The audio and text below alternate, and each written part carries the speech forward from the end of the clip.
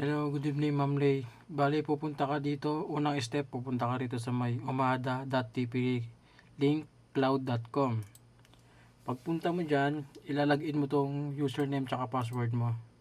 Then, click tong login. Pagka-click mo ng login, punta ka dito sa One Promises System. Yan. Pagpunta mo dyan, click mo itong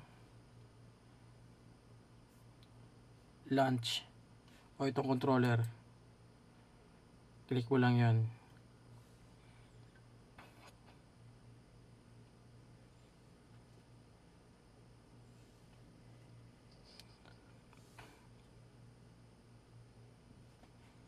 Okay. Pag na-click mo na yon, click mo naman tong center.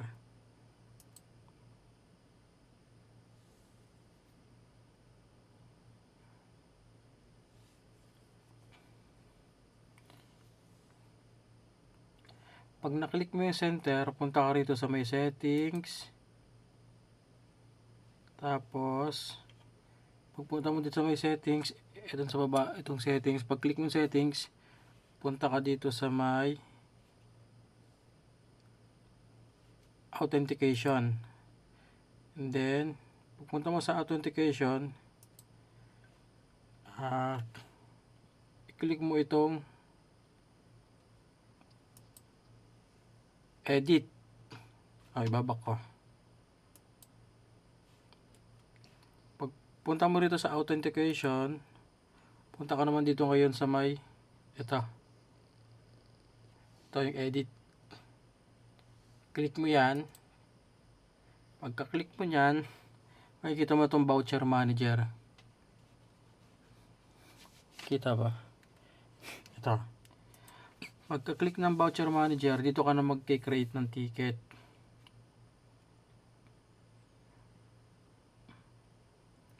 Yan. Ito yung mga existing na ticket.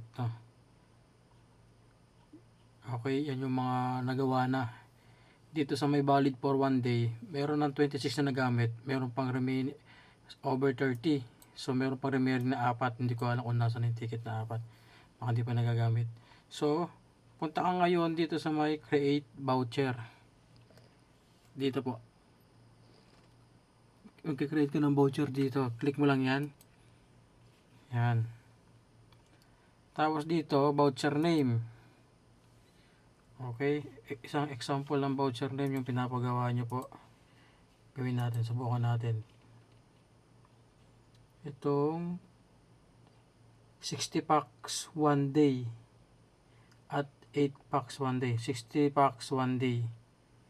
Sige, punta natin yan. So, lagyan ito ng for 60 packs 1 day. Yan ang pangalan natin sa may ticket. Code length 6 lang. Then amount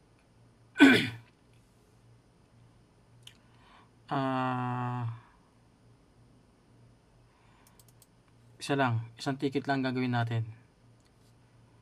Okay, dito naman sa limited usage count yung mga gagamit.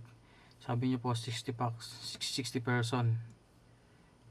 And ilang i-edit voucher name group 60 packs for 1 day. Amount isang ticket. Amount ito yung bilang ng ticket. And then limited usage count kung ilan yung pwedeng gumamit. So 60 person. And then dito naman sa duration, naka 8 hours siya. Gawin nating 1 day. So custom tayo. Pwede tayo dito sa 24 hours, 1 day yan. Then, ito namang rate limit, dito lang tayo sa 4 Mbps per user. And then, save na. Okay, save. Pag na-save mo na yan, punta ka ngayon, scroll down mo, punta ka ngayon sa yung number 2. Dito mo magagawin ticket na ginawa mo yan, for 60 packs 1 day. So, para makita mo yung ticket code, click mo tong, ito po, click nyo tong, print.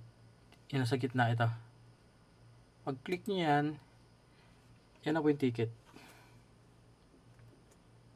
Screenshot ko, send ko po sa inyo.